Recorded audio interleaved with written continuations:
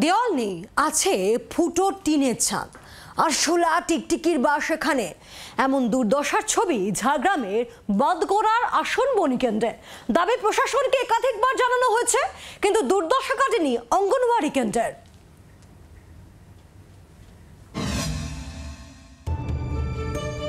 ঝাড়গ্রামের বাঁধগোড়া অঞ্চলের আসনবনি অঙ্গনওয়াড়ি কেন্দ্র। দেওয়াল নেই, আছে শুধুমাত্র টিনের চাল, ভাঙাচোরা। এটা স্কুল কিনা ঠাউরের উপায় নেই। কি অবস্থা? অবস্থা তো দেখতে পাচ্ছেন যে মানে ভাঙা ঘরে পড়ছে। এখানে কিছুই পায় না।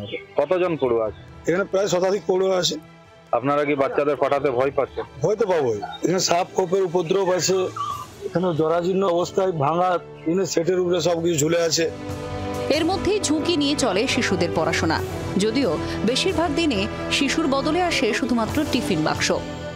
এইখানে ওই জন্য বাচ্চারা এসে দিত, ওই যে টিফিন সব দিয়ে যায়, টাইমে খাবার নিয়ে যায়, টাইমে দিয়ে যায়। নোংরা জায়গায় বাচ্চারা পাঠায়নি। আসনবনি, বম্ভতল, কুমারডোবা, কেন্দ্রবনি, ডাহিপাল, জামিরকাটা, এই 6টি গ্রামের শতাধিক মা আর শিশুর জন্য এখানে রান্না হয়। দাবি বারবার প্রশাসনের কাছে দরবার করা হয়েছে, কিন্তু আজও অঙ্গনওয়াড়ি কেন্দ্রের দুর্দশা কাটেনি।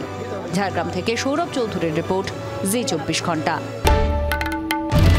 বাংলার আওয়াজ, বাঙালির আবেগ, জি 24 ঘন্টা।